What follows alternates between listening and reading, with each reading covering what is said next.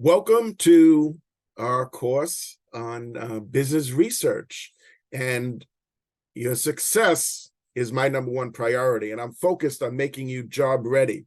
What we're going to talk about in this meeting is some important concepts as it relates to research and the application of these research topics. And we'll also look at an example of a particular survey for a restaurant, right? And we'll look at the screening questions. We'll have an opportunity to view the types of scales that are used, whether it's a nominal scale or an ordinal scale or an interval scale or a ratio scale. Those are important topics in questionnaire design, and those are things that are going to be on the exam. So you need to know the difference between those types of scales. Now, some of the key topics that we're going to discuss has to do with the difference between a population and a sample. I have a couple of illustrations that will illustrate that for us. And we'll talk about the difference between primary research and secondary research and some of the advantages of each, and quantitative research and qualitative research, surveys, right? Survey design. How do you design a questionnaire? What are considered to be best practices? Like, for example, don't use leading questions. Don't use loaded questions. Don't include double-barreled questions. So writing a questionnaire is something that requires attention to detail. And often having a pretest is also done, which is before you actually launch your survey, you have some individuals complete the questionnaire and give you feedback as to if some of the questions were unclear for whatever reason, right? The questions were unclear, maybe because some type of, let's say, industry jargon was used that maybe the average person is not familiar with. And we'll talk about scales, and we're going to also go through some specific questions, some true-false questions, and also some multiple choice questions. So I'm excited to spend this time with you. I'm looking forward to helping you become very familiar with research topics. One of the things that I try to help you do is to make the connection between the gathering of the data and the analysis of the data. So it's so important to understand where the data is coming from. So even in the courses that focus on data analysis, I try to give you insight into, well, where did that data come from? Right? So, for example, for the Hard Rock Cafe, you analyzed the data set, but you also you saw the survey. We're going to look at that. I'm going to share with you that survey. And it's important because you can't write an analysis unless you know what the descriptors are in the survey. And you need to know what scale is used. Okay. And have I mentioned that you're the best students ever? Because you are. In fact, you're my favorite, right? This group is my favorite group of executives. All right. You do realize I have you for more than one class, right? So yeah, sometimes I I get that. Even on my Facebook, I'll comment on somebody's post and I'll say, you're the best student ever. And then some other executives will say, you told me I was the best student ever. So yeah, Michael is right. I need to be careful with that. But but certainly your success is my number one priority. And I don't take myself too seriously, but I take your success very seriously, and making you job ready very seriously, and removing obstacles to student success very seriously. Now, that being said, it's important for us to understand the difference between a population and a sample. So when we're doing research, we need to define the population that we're studying, and then understand that a sample is an important part of the research process. Why? Why is sampling so important? Because our expectation is, if we appropriately select a representative sample, then our findings will be generalizable, that it would apply to the population. Now, let me quickly add that when we say the population, it doesn't mean like everybody in the world. It doesn't mean everybody in the United States. It just means the population that we want to study, like those people that drink orange juice, right, Michael? Or Absolutely. or those people that own a car, or those people that cook more than twice a week, or those people that own a laptop, right? Or those people that buy Nike branded sneakers, right? That's what we mean by the population.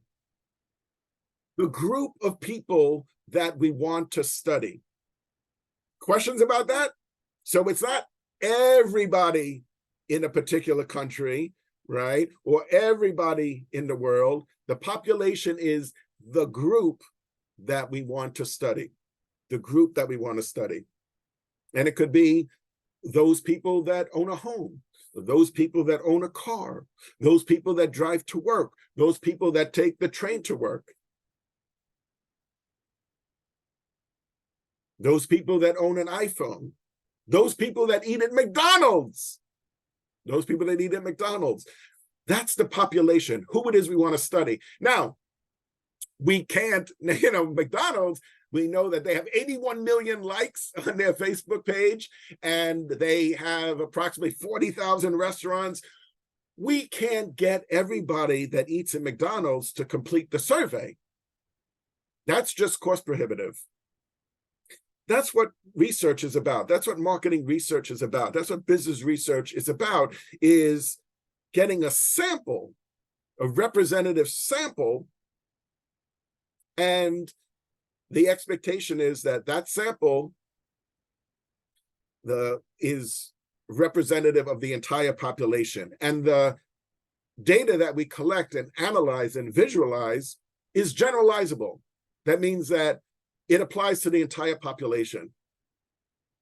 So if out of 10 million people, we have a representative sample of 1,500 people, then the expectation is that what those 1,500 people said, right, that representative sample applies to everybody who owns a car, takes the train to work, drinks orange juice, right? This is important. This is the basis for research. So I'm going to show you another illustration, right? To make sure that we're all clear on this, because this is the essence, right? This is what makes it all make sense, right? This is the reason why research is conducted, and it's based on the fact that the sample is representative of the entire population.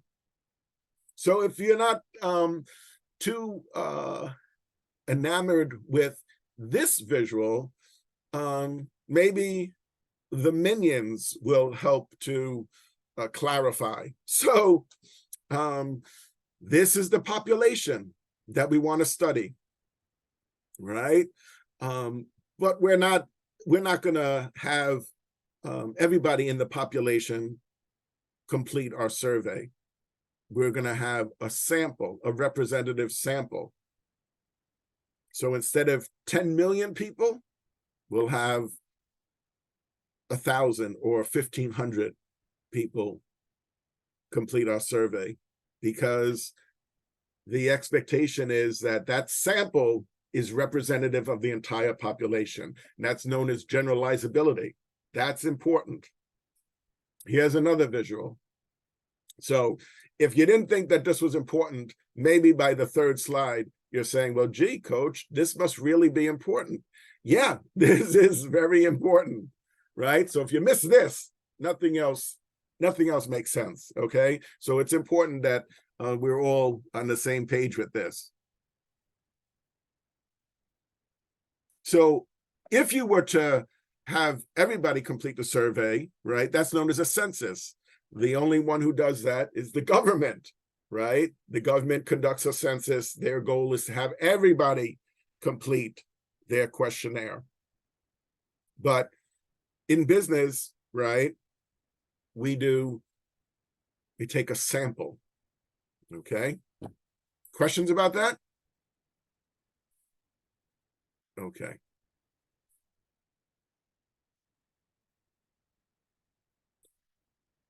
So I suggested that there's different types of research.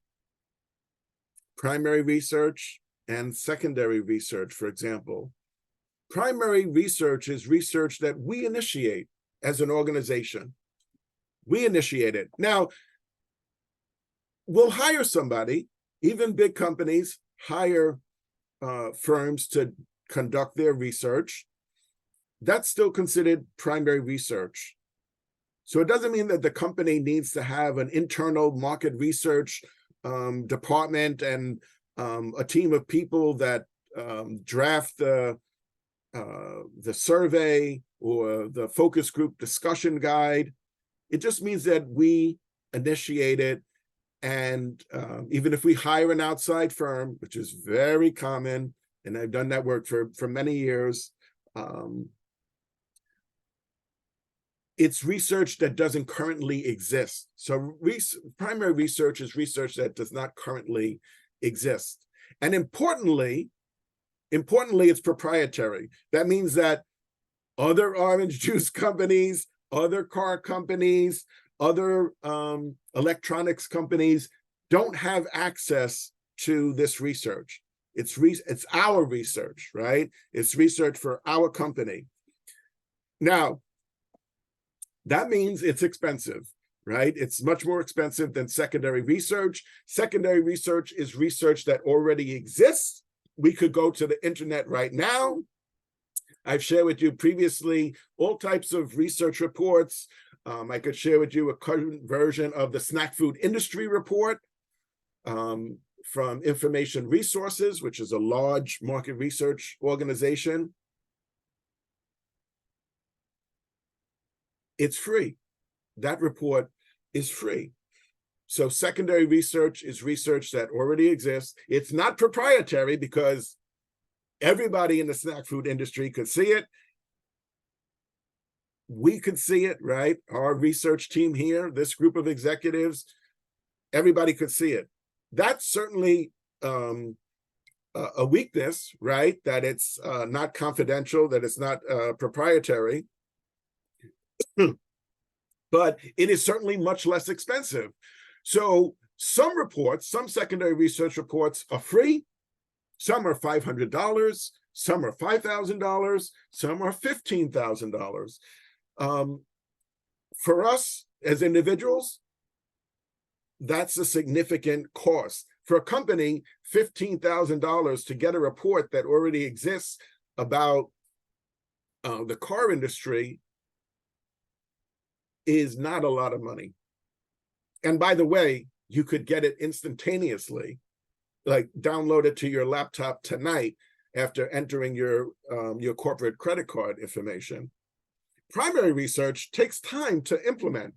So you need to have, let's say if you're going to do focus group research, which is a group of 8 to 12 participants that meet with a facilitator, a moderator, that asks a series of questions, and there's a discussion, right? You have to reserve a facility, a research center, whether it's in Chicago or Philadelphia or New York or Los Angeles, right? Wherever it is. And I say it like that because they're all over the place, right? There's lots of research facilities in different cities, and of course in different countries, but you have to have a reservation. Now, it's highly unlikely that if I were to call some of the research centers that I worked with and said, you know, I want to do a focus group next Wednesday, and, you know, they would start to laugh and probably say, are you sober? How much tequila did you have to drink? 1 tequila, 2 tequila, 3 tequila floor, right? So you have to have these things planned out months in advance. Now, you have to weigh that against the cost and the confidentiality, right? The proprietary nature of the research. Primary research is done on a regular basis, but you need to have it planned out.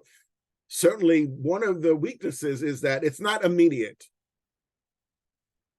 right? It takes time, even from the minute that you say, you know, I want to do some focus group research about restaurants or sneakers or processors, right? The challenge is that you first have to write a discussion guide.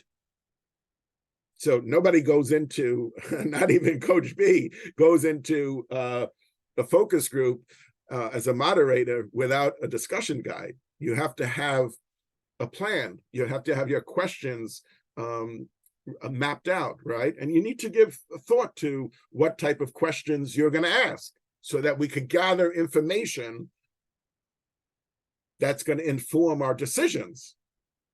So why do we do research?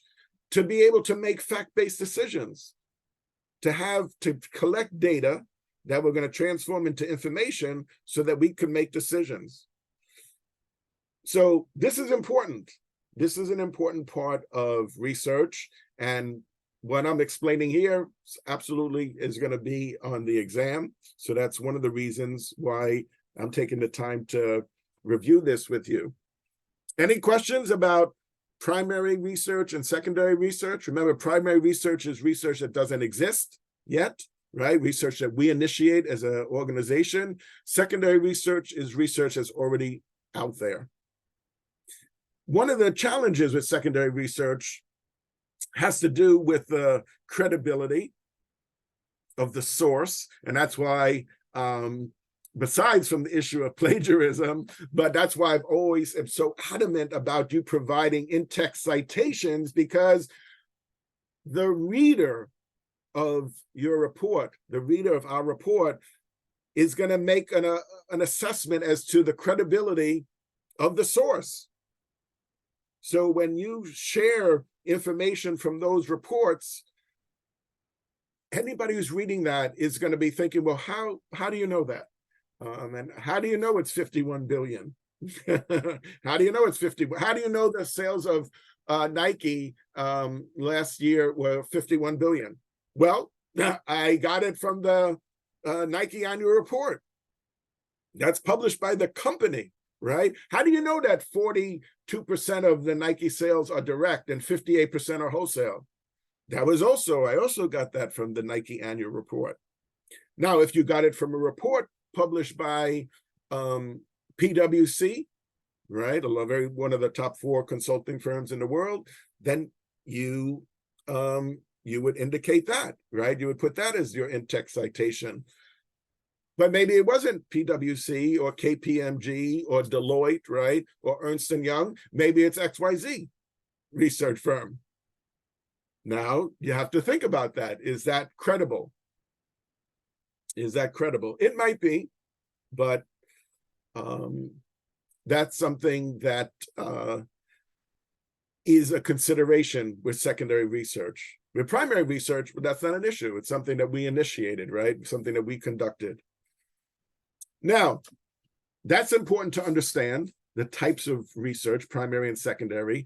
There's also research that could be qualitative or quantitative. Now, primary research can be qualitative or quantitative. Secondary research could also be qualitative or quantitative.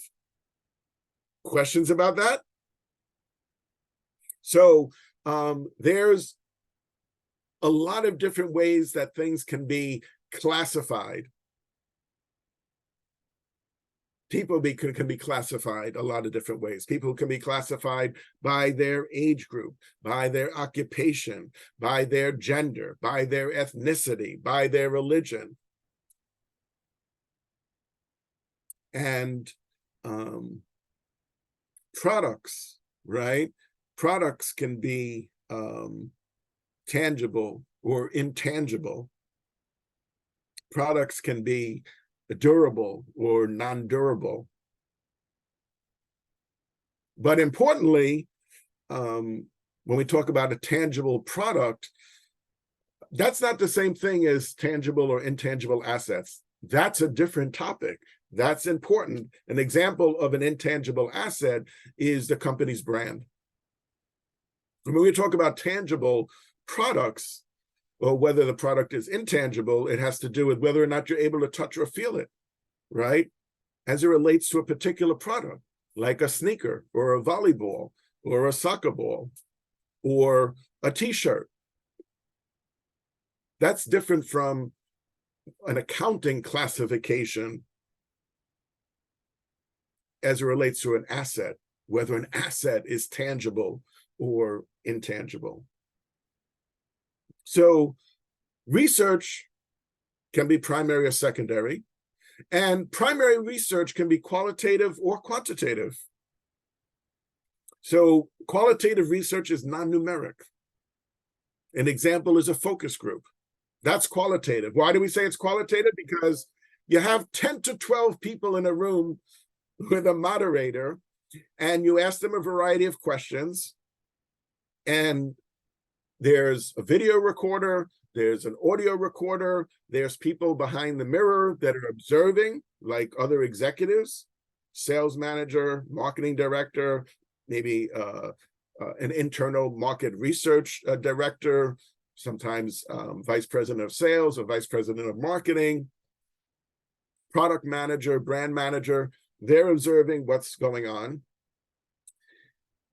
And that's this type of research, focus groups, for example, is very insightful. However, you have 10 to 12 people, and typically what we do is we have 2 focus groups back to back in a particular city. A focus group is typically about 90 minutes. And then the next day you go and do focus groups in another city. So you have a total of 4 focus groups. You had approximately 4 dozen people participate. That's not a lot. That's not a lot of people. It is insightful, and it's going to inform our quantitative research, just the way secondary research informs our primary research. But the sample size for qualitative research is very small compared to quantitative research. Because remember, before I was saying, you know, if you're going to do a survey, you're going to try to get typically a sample size of between 1,000 and 1,500.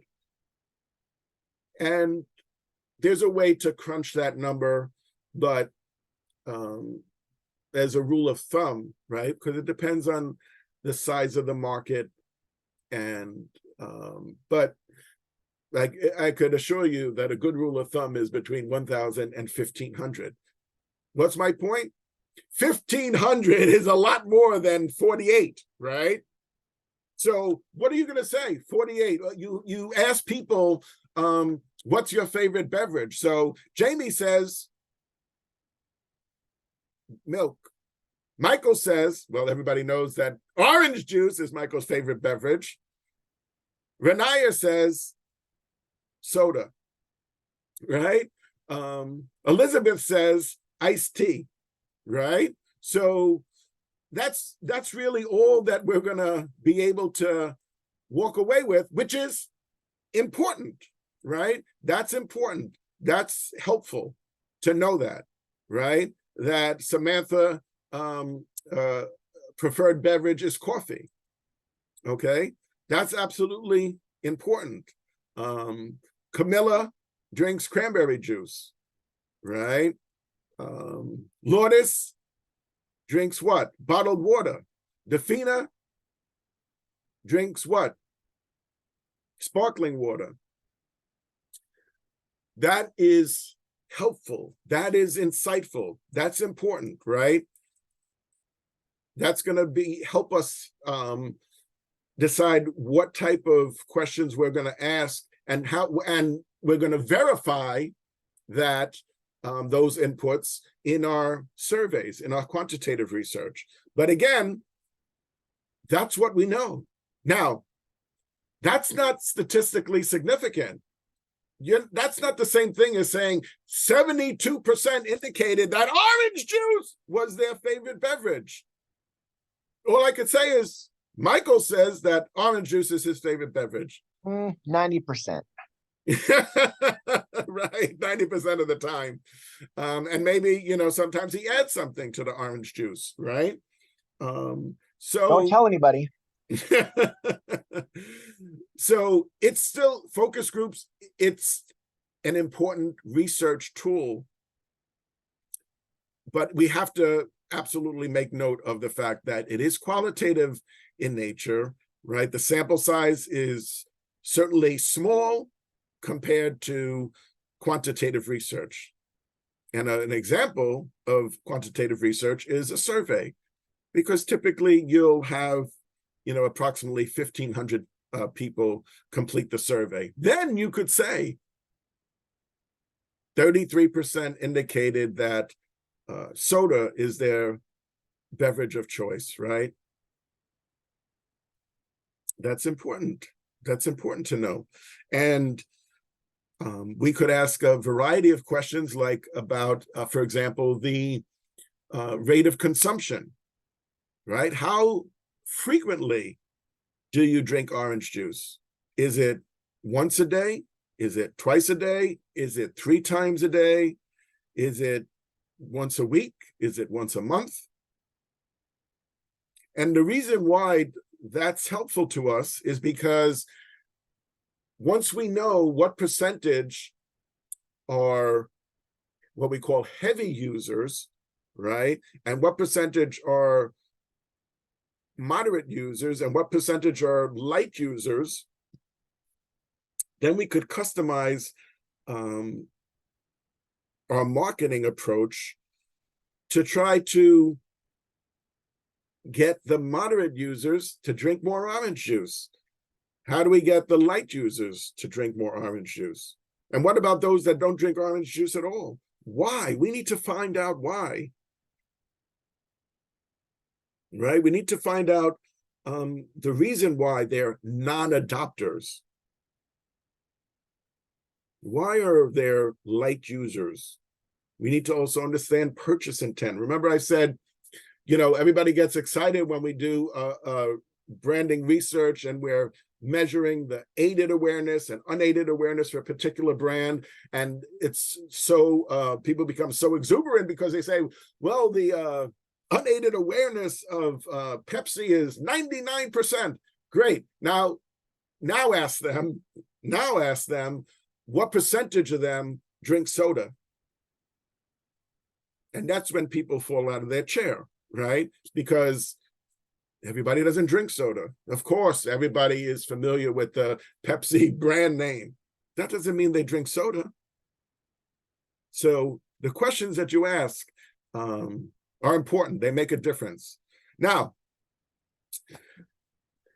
remember I said that developing the questionnaire, developing a discussion guide for focus groups, attention to detail is important. So here's some do's or don'ts as it relates to a survey, right? One of the first things has to do with being focused. And you could see here, what's considered problematic is, how do you feel about your automobile's navigation system? Well, as an open-ended question, that could be appropriate. But if we use a scale, right, like a Likert scale from 1 to 5, or we list the features and let them rank them, that would be better, right? Please rate your automobile's navigation system on each of the following features. You see, remember, it goes back to getting into the detail. So that's great that the brand awareness is high, but what about the purchase intent? And how does it help us if we ask a nominal scale question and say, I believe that my navigation system is excellent, but we're not getting enough detail there, right? And we're not measuring the different features of the navigation system, right? A navigation system in the car has different features. So what about if out of the 10 features, they're only happy with 3? Remember, we're trying, as part of the research process, we're trying to get information that's actionable. And that's why you'll see in a minute why nominal scale questions are appropriate for certain questions, but we minimize the number of nominal scale questions because it doesn't give us a sense of intensity and doesn't give us enough insight, doesn't give the respondent, right, the participant, the ability to distinguish between the level of enthusiasm. So if you just say, I would rate my customer satisfaction as high, well, wouldn't it be better if we used a Likert scale and said, indicate your level of customer satisfaction? And it could be on a scale from 1 to 5, excellent, very good, good, satisfactory, unsatisfactory. That's insightful. That's insightful. And when I said 1 to 5, we're going to talk a little bit about coding and why that's so important, why that's so tremendously important. So be very familiar with these, with this guideline for the exam. And then I want to talk next about what I alluded to earlier about leading questions, loaded questions, and double-barreled questions. Now, the question is leading if, for example, you ask, shouldn't everyone have a navigation system in their car? Well, you're leading the participant. Shouldn't everybody? All well-educated people believe that a car requires a navigation system, right? Right, Michael? I mean, what are you going to say after that? Well, all intelligent people agree that drinking orange juice every day is a requirement, right? Well, so then if you say Exactly. no, if you say no, I don't agree, that means what? You're not an intelligent person? You're not a well-educated person? You see what? That's a leading question. So you have to be careful. And even experienced researchers writing questions, sometimes they fall into that trap where they'll write a question that's leading. Isn't it better to say, in your opinion, how helpful is an automobile navigation system? And it would be better if you have a scale that's, from 1 to 5 as an ordinal scale, or an interval scale from 1 to 10. Extremely helpful, very helpful, somewhat helpful, right, etc. So when you write questions, whether it's for a discussion guide or for a survey, make sure that the questions are not leading or that the question is not loaded. How about this? Look at this example. If navigation systems were shown to help us decrease our depletion of world oil reserves, would you purchase one? Wow. Wow. If that's not a loaded question. But to avoid that, you could simply say, how much do you think an automobile navigation system might save you on fuel? Right? You see the difference? Or double-barreled questions, which is basically like two questions in one. Look at this. Would you consider purchasing an automobile navigation system if it saved you time, money, and worry? Well, that's actually three questions in one, right? Now, how do you answer that? If that was a nominal scale question and for nominal scale, it would be typically like yes or no, right? What would you put? Would you consider purchasing an automobile navigation system if it saved you time, money, and worry? Well, what about if you would purchase it if it saved you money, but not time and not worry? You see, that's the problem with these types of double-barreled questions, because it's multiple questions in one. So you would have to separate out the questions. You see why that's a problem? Because it makes it impossible for the participant to answer the question, unless it just so happened that they agree that they would purchase an automobile navigation system if it saved them time, money, and worry. If it saved them time, money, and worry, and they said, yeah, if it saved me time, money, and worry, then I would purchase it.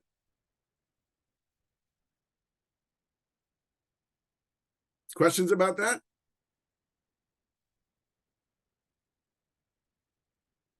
And then the last one, right? If you don't overstate the question. Do you think an automobile navigation system can help you avoid traffic jams that may last for hours? That's a bit overstated. To what extent does your automobile navigation system help you avoid traffic congestion, right? All right. Important to know, and also because it's going to be on the exam. Now, this is an example of nominal scale. Remember I said, nominal scale, we should not use that frequently because it limits the amount of insight. But for these types of questions, this is very relevant, right? Indicate your gender. That's a nominal scale question. Are you planning to purchase a new automobile in the next 6 months? Well, either you are, or you're not, or you're just unsure. Or were you born in the United States? Well, either you were born in the United States or you weren't. It's not a trick question. Unsure.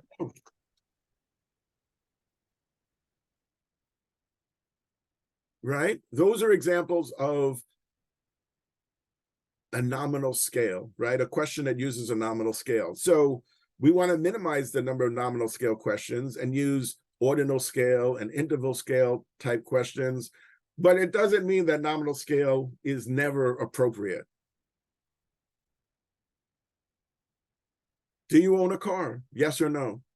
Well, I think you know if you own a car or not.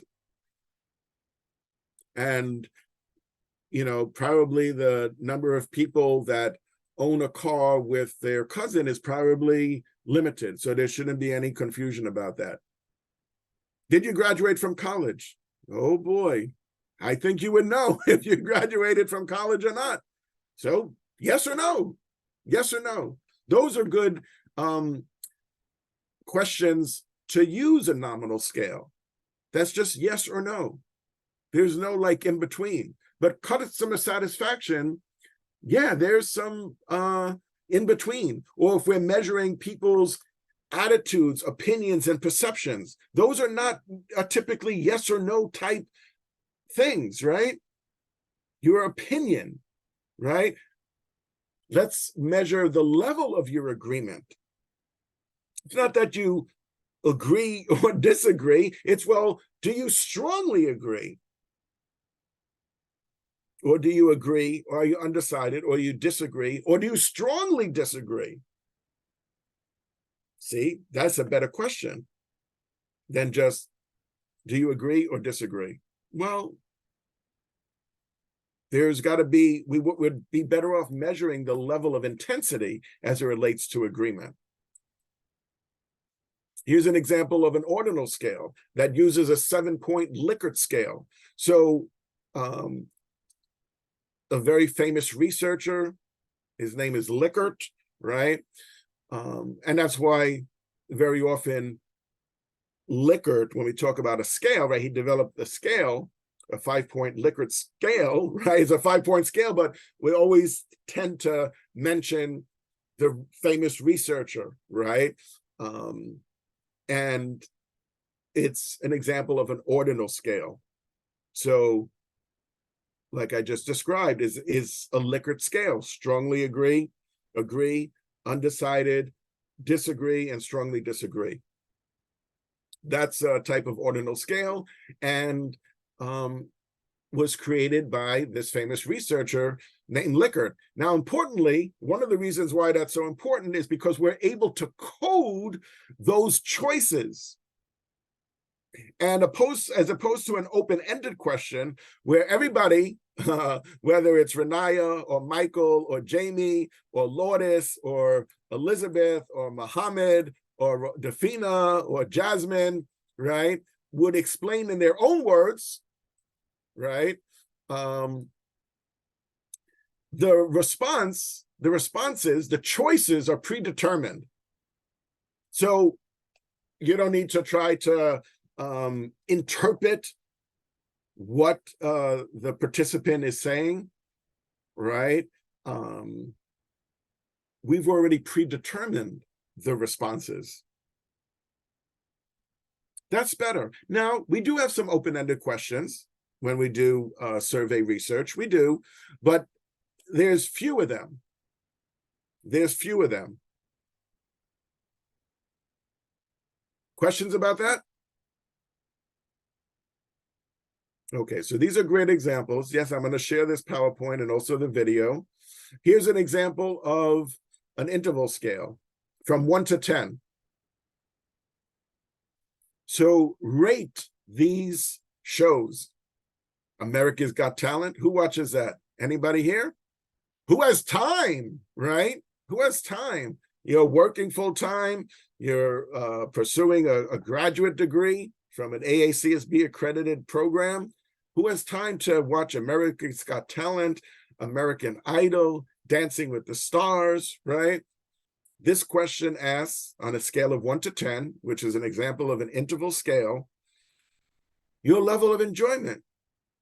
How enjoyable is it? So it's not just it's enjoyable or not enjoyable. There's a level of intensity. As researchers, right, we need to understand that. We need to understand the level of intensity. And importantly, the responses are coded from 1 to 10. And the reason that's important is because we can perform mathematical operations on the coding.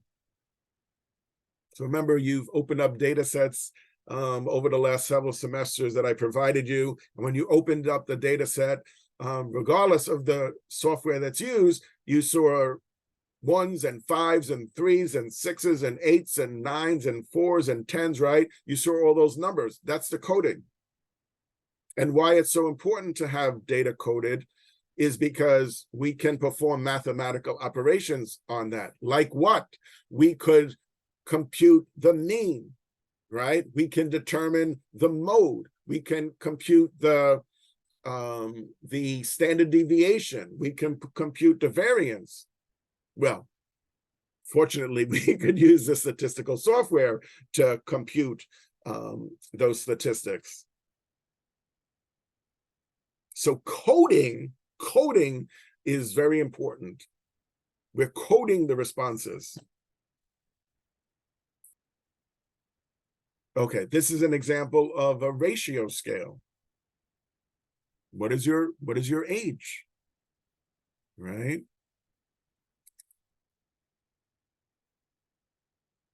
And so the responses are on this type of continuum from extremely negative to extremely positive.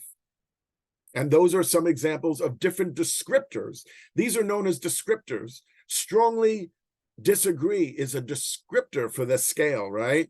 Extremely dissatisfied is a descriptor.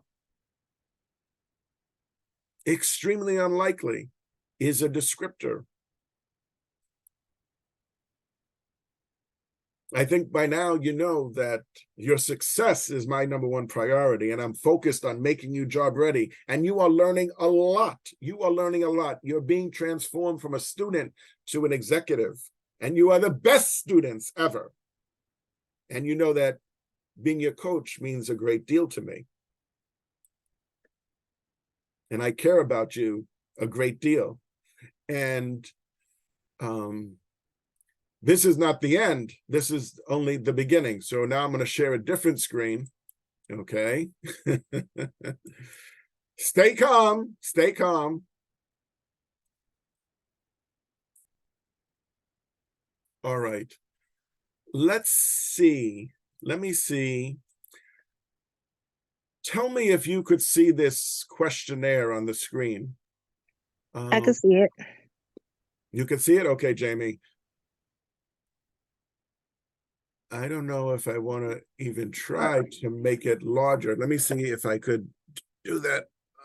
Yeah, there we go. Wow. That's one of the nice things about having a touch screen. Well, let's see. It's not going to scroll down. Okay. All right. So some of you have seen this before. This is a survey, right? And there's some screening questions. That's the first few questions. Do you regularly eat out at casual dining restaurants? What type of question is that? Is it nominal scale, ordinal scale, interval scale, ratio scale? Nominal. Nominal, that's right. That's an example of a nominal scale question. Why do we ask that? Well, because if you don't regularly eat out at casual dining restaurants, now, Hard Rock Cafe, Planet Hollywood, right? Rainforest Cafe, those are examples of casual dining restaurants. That's different from fast food restaurants like McDonald's, which is all near and dear to our heart, right? Burger King, Wendy's, White Castle, Taco Bell, Pizza Hut, KFC, right? Those are all fast food restaurants. The purpose of this research is to get input from people who regularly eat out at casually dining restaurants. So if they say no, then we're not going to have them complete the survey. Remember, this is our population. Who is our population? Those who regularly eat out at casual dining restaurants. And we can't possibly ask everybody that eats at casual dining restaurants. We're going to get a sample. So these are some screening questions, right? And one of if we look down, we could see we're asking about the frequency, right? Have you eaten at more than one restaurant in the last 6 months? Household income. What is your favorite restaurant? So if it's Hard Rock Cafe, we're going to continue. If it's Planet Hollywood, we're going to continue, right?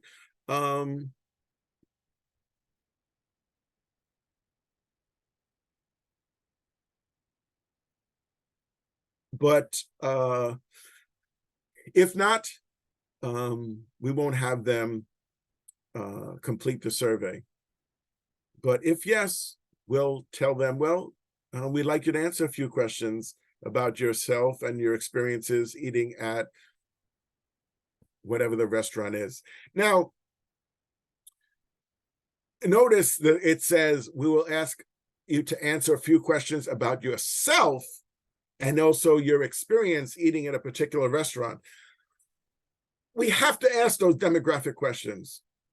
We have to ask people their age, their ethnicity, their gender, their occupation, right? We have to ask all those types of demographic questions, because otherwise it's not going to provide any insight to us. We need to know who those people are that are heavy users, because we need to be able to reach them, right? We need to be able to form clusters and segments. So we need to know, how do we describe those that are heavy users? Who are these folks? And we could do cluster analysis, for example, using SPSS. We could do cluster analysis. And that's why it's so important. Now, there's sometimes people don't want to say, what is their household income? Or they don't want to say what their religion is or their ethnicity. But it's so important for researchers to gather as much of that information as possible, because the data that we capture, we want to transform that into information so that we could make decisions. If we don't know who is in that segment, then we're not going to be able to reach them. So the more information about the participant, the better, the more useful to us. Nobody really cares if you're where you were born, right? It's not a personal thing. It's for research purposes, right? It's so that your information can be aggregated with others, and so that we could try to understand, is there any difference in the experience or the needs and wants of people that eat at casual dining restaurants based on their ethnicity, based on their race, based on their religion, based on their gender, based on their occupation? We don't know. We don't know. And that's, now we're getting a insight into how the data is gathered, right? And then being analyzed and visualized. So these are an example of different scales. This questionnaire uses a 7-point Likert scale for almost all the questions. So almost all the questions are an ordinal scale. These are the descriptors. So if you look there on the left, importantly, you see that for these descriptors, whether it's strongly agree, moderately agree, slightly agree, undecided, slightly disagree, moderately disagree, strongly disagree, a number is associated with it. That number is the coding. And again, that is so important, because we could perform mathematical operations. We could compute the standard deviation, the mean, the variance, all types of statistics.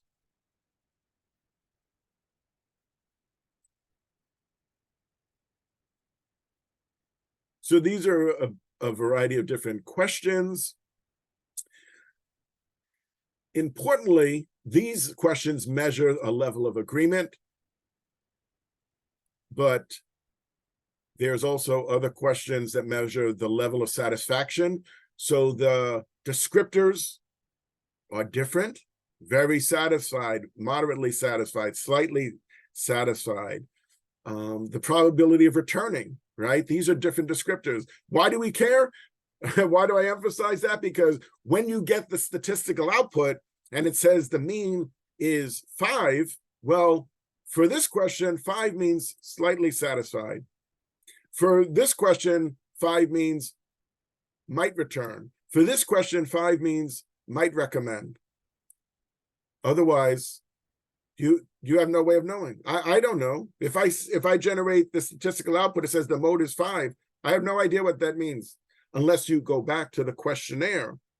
If you know what scale was used and the descriptors. Because again, look at this. If it's this is out of a 7-point Likert scale. That's why I always tell you to write the mean is 5 out of a 5-point scale, or out of a 7-point scale, or out of a 10-point scale. Because 5 out of a 5-point scale is very high. Strongly agree. But if it's 5 out of a 10-point scale, then that's not so good if you're measuring customer satisfaction, right? Questions about that? And then you see these are some of the demographic questions. And you could ask a lot of different questions about this. Ask about the number of children at home, right? Well, for McDonald's, that's important because they're targeting, they have multiple target audiences, children as well as adults. Questions? I have a question. Mm-hmm. So this where the top 2 boxes come from, where you always keep going, well, you keep saying the top tier or the top 2 boxes from the scale.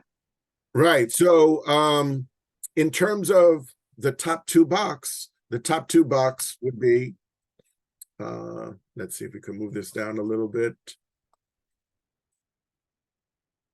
So the top 2 box would always be literally the top 2 boxes, which here would be strongly agree and moderately agree.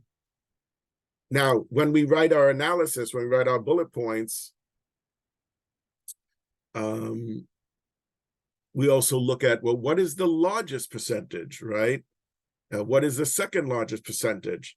But the top 2 box is not the sum of the largest and the second largest percentage. The top 2 box is literally the top 2 boxes, like you see here, right? And strongly agree might be 6%. And moderately agree might be 9%. The top 2 box then would be 15%, either strongly agree or moderately agree. So it's not the sum of the largest and the second largest. And to Jamie's point, right, we need to be careful because here the top 2 box is very satisfied and moderately satisfied. And here the top 2 boxes definitely will return and probably will return. So it's literally the top 2 boxes, not the sum of the largest and the second largest. All right, now let's see. Now for my next trick.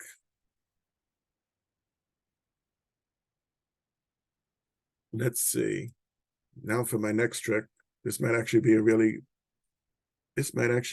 let's see. Okay. Hold on. Let's see.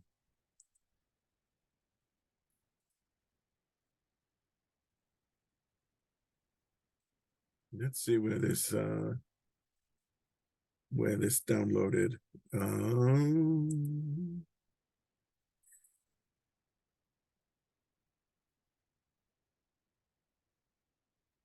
I'm going to share with you some of these questions.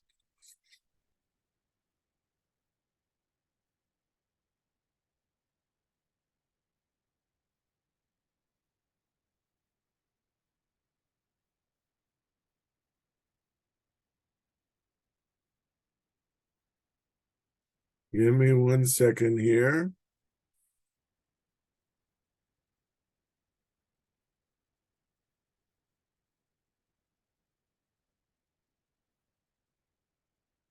And we're going to look at some multiple choice questions and some true false questions.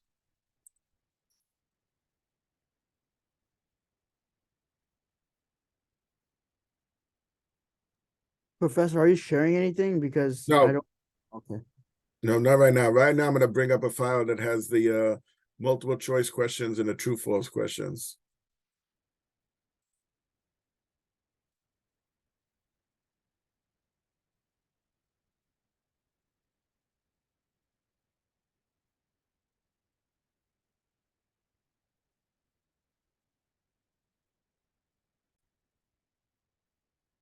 So now we're going to review some of these true false type questions, right?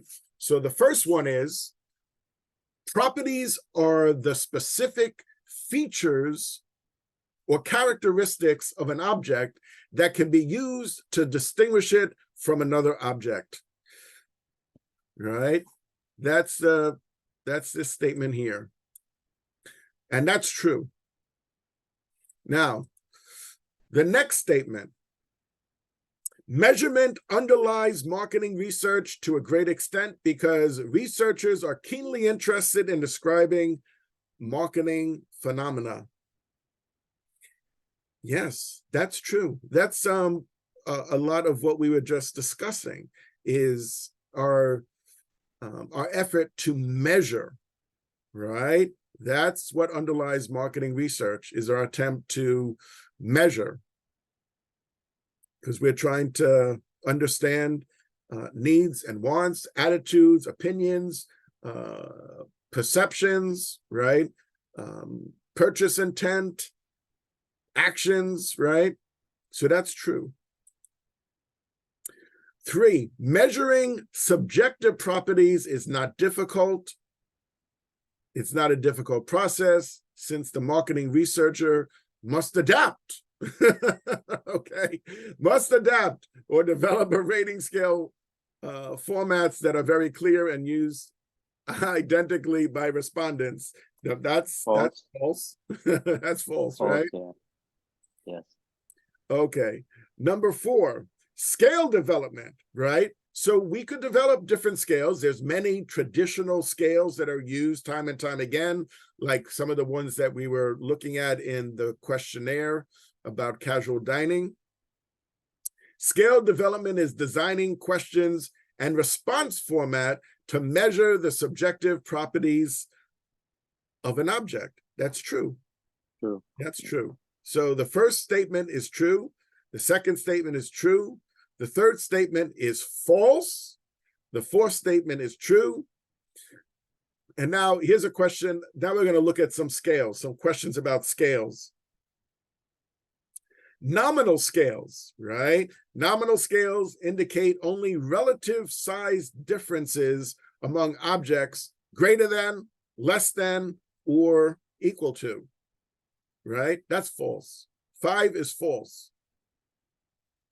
5 is false. 6, ratio scale measures are ones in which a true zero origin exists, such as the actual number of purchases in a certain time period, dollars spent, miles traveled, number of children in the household, or years of college education. That's true. So the first statement is true. Second, true.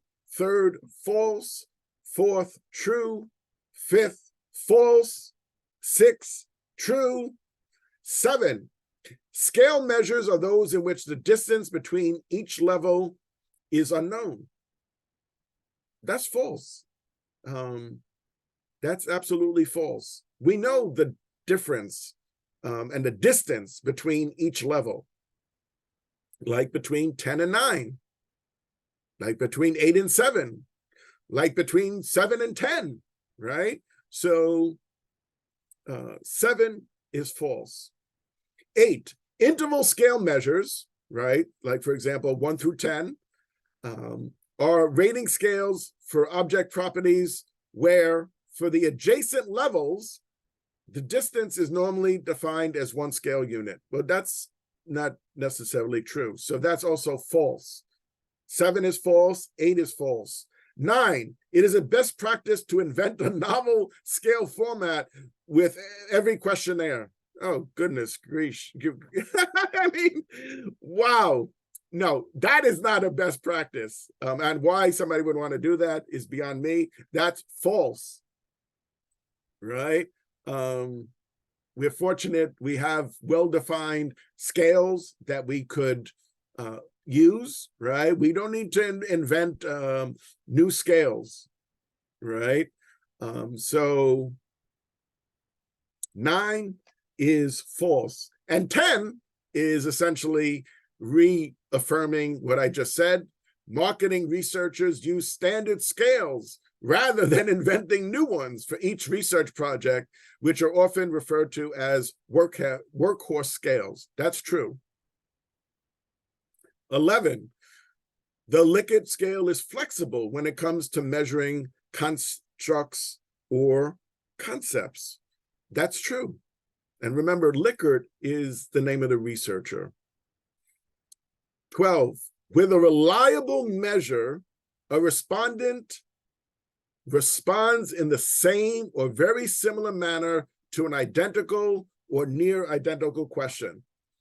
Well, that's known as reliability. So when we do research, we want to know that there's a high level of reliability, and it is a reliable measure if you ask the same question or nearly identical question multiple times and get the same answer. 12 is true. 12 is true. And the reliability is something that's important so that, the question is clearly asked. And if you ask the question again and again, it's not going to be interpreted a different way. 13, a valid measure is truthful. A response may be reliable, but at the same time, not be valid. That's true. 13 is true. 12 is true. 13 is true. 10 is true. 11 is true. 12 is true. 13 is true. 14, marketing researchers take great care in developing research questions that measure attitudes, beliefs, behaviors, and demographics because they desire positive research outcomes. Well, everything was going fine until the explanation as to why researchers take great care in developing research questions that measure attitudes, right? Of course, we want to measure attitudes, beliefs, behaviors, and demographics. We do take great care, but it's not because we're trying to achieve positive research outcomes. Whatever the outcome is, it is, right? We're not, we're trying to avoid bias, in fact. So 14 is false. 14 is false. 15, words we use commonly in speaking to one another sometimes encourage biased answers when they appear on a questionnaire because their literal interpretations are impossible to answer. Well, that's true, right? That's, the way that we would have a conversation with somebody, and it's common that we would ask a double-barreled question. That's a problem, right? So we can't ask survey questions that way, right? So it's impossible for them to answer. That's different if you and I are talking, and for example, like during this meeting, and you could say, well, coach, yes, I would purchase a navigation system if it reduced my time and money, but I'm not the type to usually worry about anything. I'm just more interested in saving myself time. And of course, if I could save money. But in a questionnaire, right, in a survey, you don't have that option. So 15 is true. So we can't just ask questions the way we would have, like we would have a conversation with somebody. 16, it is not a common practice for a questionnaire designed by one employee of the research company to be given to a colleague who understands questionnaire design for a thorough inspection for question bias as well as face validity. It is not uncommon, it says, but actually that is common. So that statement is false. 16 is false. It's actually very common that you want to do some pretest, whether it's with a small group, right? Get a panel of, in not 1,500, but maybe 15 to complete the survey. And particularly for them to give feedback as to whether or not the questions were unclear. And so within an organization, you know, you could have one of your colleagues review the questionnaire. So it is a common practice. And that's why 16, that statement is false, because it says it's not a common practice. Of course, you always want to try to do a pretest. 17, the decision about whether to use an undisguised survey depends on the survey's objectives, possible undue influence with knowledge of the client, or desire not to alert competitors of the survey. So whether or not the survey is disguised or undisguised, that refers to, if you're doing research, if your client is Pepsi, you're going to ask all sorts of questions related to the beverage industry, carbonated soft drinks, right? But you don't need to tell them that your client is Pepsi. So, and typically the research is disguised. When you're doing survey research, you don't tell them that this is for, you know, for Pepsi or any other brand, right? This is for the Coca-Cola company, for example. So it could be, though, but what this question says is that maybe you would reveal that. But the reason that you would reveal it is not as what's described here. So the decision about whether to use an undisguised survey, it doesn't depend on the survey objectives, right? So 17 is false. 17 is false. So 16 is false, 17 is false.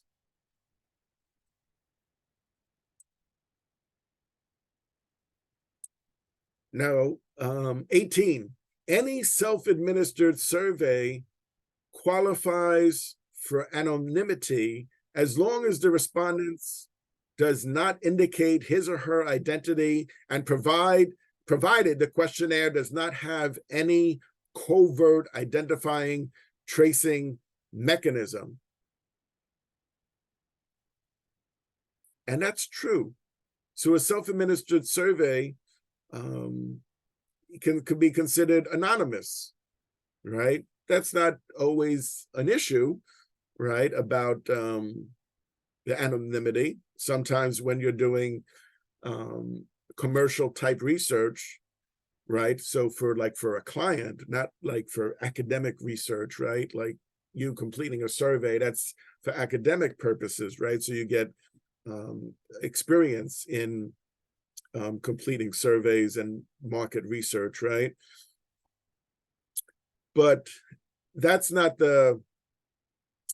anonymity is not always of paramount importance. So for 18, that statement is true, right? It would be considered to be anonymous as long as the respondent does not indicate his or her identity, right? When you're doing research in industry, sometimes the questions are like, for example, that are health related. And there's laws that govern the confidentiality of medical records and medical information. So in that case, if you're asking questions about people's, use of blood pressure medication, etc., then the expectation is that it's anonymous, or it's anonymous to the average person, right? And the participant might decide to provide their information, because you might want to have follow-up questions. But regardless of the context, right, from a definitional standpoint, this statement is true, right? That would be, this, as it's described, would be an example of a survey that was completed anonymously. Okay, 19. Researchers can almost always replicate the respondent's perspective, so pretests are not usually recommended. But that's obviously the opposite of what I just said, right? So that's false, right? You need to do a pretest. You need to get some people to complete the survey before you go live and have 1,500 people complete it. Have some people, whether it's in the office, right? Some of your colleagues that work in the market research firm, or get a panel of people and have them complete it, and have them give you feedback around whether or not they feel any of the questions were loaded, or they were leading, or they were double-barreled, right? All right, 20. The first few questions are normally screening questions, which will determine whether the potential respondent qualifies to participate in the survey based on certain selection criteria the researcher has deemed essential. Now, this survey said, well, we really want to get input from people that eat at casual dining restaurants. That's a strategic decision, right? That's a decision that the researcher has made. It's not wrong if fast food, people who eat at fast food restaurants complete the survey. You might want to also include fast food diners as well as casual diners, right?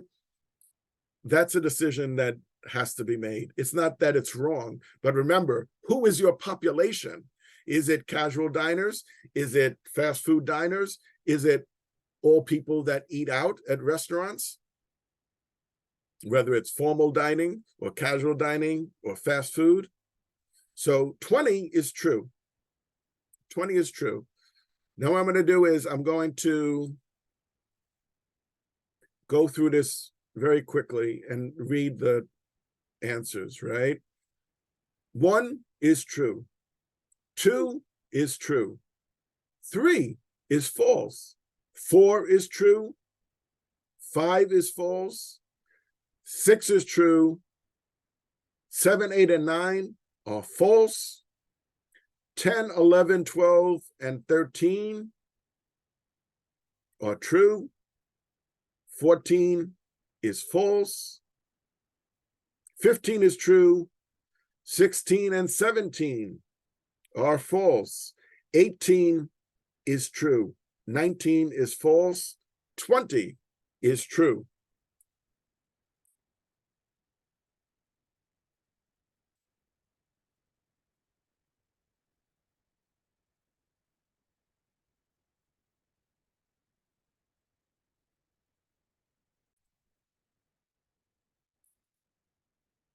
Now we're going to look at some multiple choice type questions. And here you could see the choices are in, the answers are in green, right? So the first question is about measurements. Measurements are the determination of a description or amount of some property of an object, right? That's what we're doing. When we launch a survey, is we're measuring, right? We're trying to measure the level of agreement, for example. We're trying to measure the level of purchase intent. We're trying to measure people's attitudes and opinions. All right, so for number 2, researchers often desire to measure subjective properties, yes, which cannot be directly observed because they are mental constructs, such as a person's attitude or intentions. Right, yeah. And so much of research is focused around an individual's attitude, opinion, or intention. And that's known as a mental construct. The next question, number 3, talks about nominal scale, right? And as we were saying before, nominal measures include race, religion, type of dwelling, gender, brand less purchased, buyer, non-buyer, right? Occupation, level of education, ethnicity, right? Those are nominal measures. Nominal is not the most insightful, but for those type of items, it's reasonable, right, to use a nominal scale. So like I said before, well, either you were born in the United States or you weren't. Okay, we could say use a nominal scale, yes or no. Either you own a car or you don't. Either you graduated from a master's program or you didn't. I think you would know if you did or did not. And so it's a very straightforward question. We're not measuring the level of intensity or the level of agreement. And so a nominal scale is appropriate. Okay, number 4, a respondent is asked to indicate his or her first, second, third, and fourth choices of hotels. Yeah, that's an example of an ordinal scaled question. If we're have a question that's ranking, that involves ranking. So a ranking of your choices of hotels or a ranking of flavors of ice cream or different types of beverages. 5, so this is an example of a ratio scale. A ratio scale is an actual number of purchases in a certain time period. For example, dollars spent, miles traveled, number of children in the household, years of college education. Those are all examples of a ratio scale. 6, which of the following describes rating scales for subjective properties? For adjacent levels, the distance is normally defined as 1 scale unit. So we looked at an interval scale, right? That would be an example of an interval scale, which describes rating scales for subjective properties where, for adjacent levels, the distance is normally defined as 1 scale unit, like between 9 and 10, between 7 and 8. All right. Another example of an interval scale, number 7. An interval scale is used when a researcher is attempting to measure attitudes, opinions, evaluations, beliefs, impressions, perceptions, feelings, and intentions on a continuum. Need I say more? That's what we've been discussing for the last 90 minutes. Researchers often use the Likert scale, since the underlying belief is that knowledge of consumers' lifestyles, as opposed to just demographics, offers direction for marketing decisions. Yes, and importantly, we're measuring level of intensity. There's a distance there, right? There's a difference between strongly agree and agree. And that's important for us as executives to understand, right? And that's going to impact our decision. So 8, like you see there, is D, right? The measure which a respondent responds in the same or very similar manner to an identical or near identical question is known as reliable, right? You ask the same question again and again, you get the same answer. That's important. If that doesn't happen, then there's something wrong with the question, that every time Jamie answers the survey question, that particular survey question, her response changes. Well, that's a problem. That's a problem.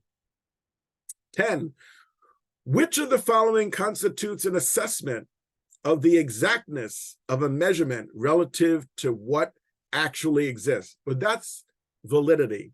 So there's two separate concepts. One is reliability and the other is validity. So does it actually measure what it was intended to measure? So think about a quiz that you take for a class. If every time you take the quiz, your response to the questions are the same, then there's a high level of reliability. But a different measure needs to be considered, which is the validity, which is, does the quiz actually measure the students' understanding of chemistry? Does the question actually measure the students' understanding of chemistry? That's known as validity. So does the questionnaire, does it actually measure the preferences for different beverages or not? Okay, so 10 is A, validity. Each question's wording is reevaluated during questionnaire development to make sure that it is asking what the researcher intends.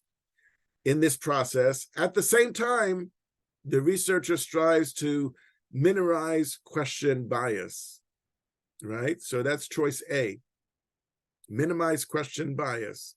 Again, no leading questions, no loaded questions, right? 12, researchers should be aware of the 4 do nots, which of the following is not among the 4 primary do nots to help avoid question bias? Well, 30 characters. I mean, that's very limiting, right? Fortunately, that is not one of the do nots. Should not exceed 30 characters, right? But the others is what we've discussed, right? Should not be leading, should not be loaded, should not be overstated, right? Those are amongst the 4 do nots. All right, so 13, the sequencing of questions or blocks of questions, including any instructions on the questionnaire, pertains to the question of flow. So the survey questions need to have some sort of logical flow to it. So for example, like we start with the screening questions, and we typically end with demographic questions, and all the demographic questions should be asked together, not spread out, you know, what is your favorite type of beverage? And then the next question is, are you currently employed? Right?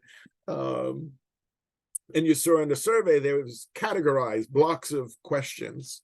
So the flow is something that's important, and that's what the next question addresses as well, is the logical sequence. Attention should be given to placing the survey questions developed in a logical sequence, right?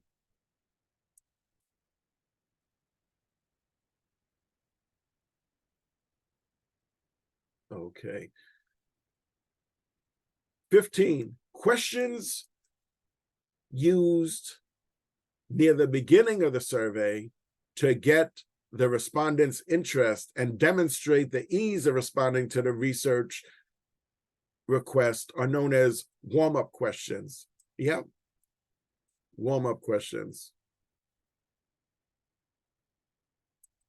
So, for example, if you ask the demographic questions first, maybe some people they're sensitive about indicating, their household income. They might say, "No, never mind. I don't want to participate."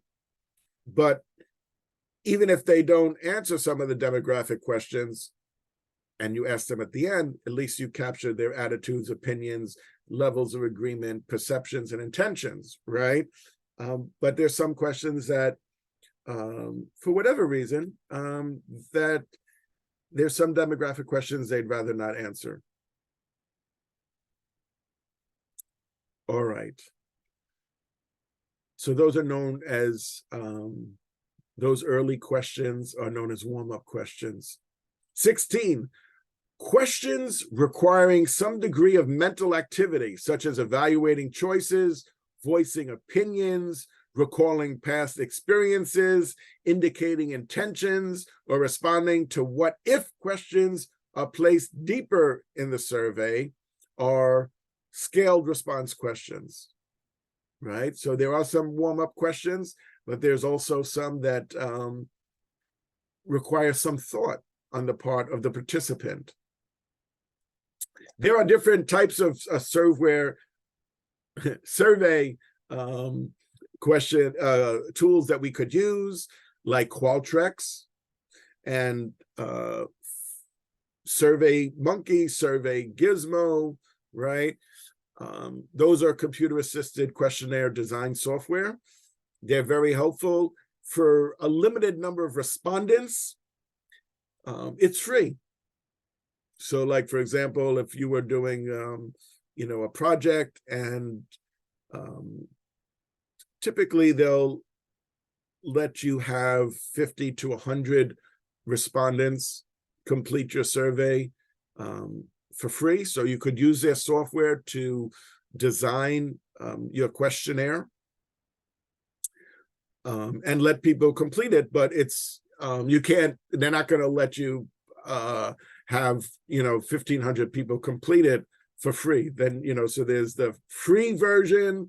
There's level 1, level 2, level 3, enterprise level, right?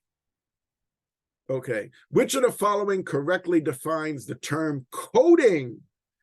Placing numbers on the questionnaire to facilitate the data entry after the survey has been conducted, and also to allow us to do data analysis, right?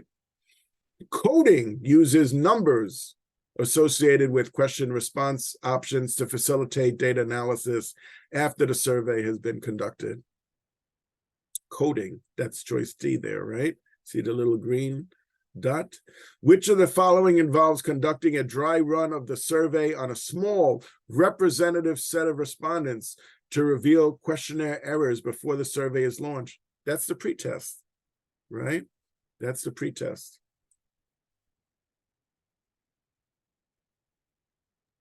So, Professor, yep.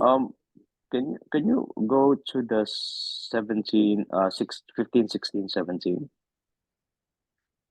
Okay, there you go. Okay, thank you. Okay, you're welcome.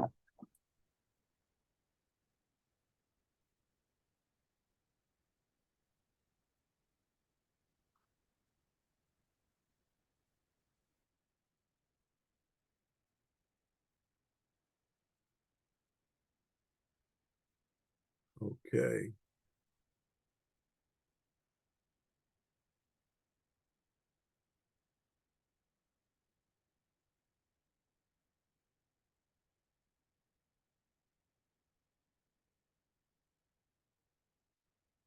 All right, so what I'm going to do is I'm going to share these slides with you.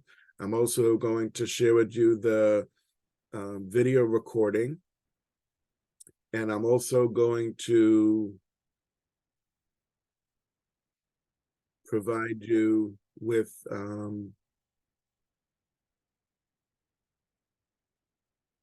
those review questions, right? I want everybody to get 100. You'll need to read the questions carefully. So many of these questions will be exactly the way we reviewed them. Some of them might be worded a little bit differently, but I think that this will help tremendously, certainly by reviewing these topics that we discussed. There'll also be questions about population, sample, types of research, etc. The focus of these questions are from chapter 8, which has to do with questionnaire design, measurement, scales, right? So as you prepare for the exam, which is on the 15th, right? Wait, 8th, yeah, 15th, right? Refer back as you look at these questions, and if you're looking for a little bit more detail and clarification, refer back to chapter 8. Okay. So that's it for now. Thanks so much for making the time. You could reach out to me, and I think next Wednesday we'll meet again. Then the week after that is the exam. Now, I've been assured by some on the team that, in fact, one executive on the team had indicated to me that he had read the textbook 5 times already. So I don't hold you to that very high and unusual standard, but download the textbook if you have not already done so, and take a look in particular at chapter 8. That was the primary focus of our meeting this evening. Anything else before we go? Thanks so much. Thank you, Coach. Thank All you, right, Coach. you're very welcome. Thank you for being the best students ever. Have a good night. Contact me anytime.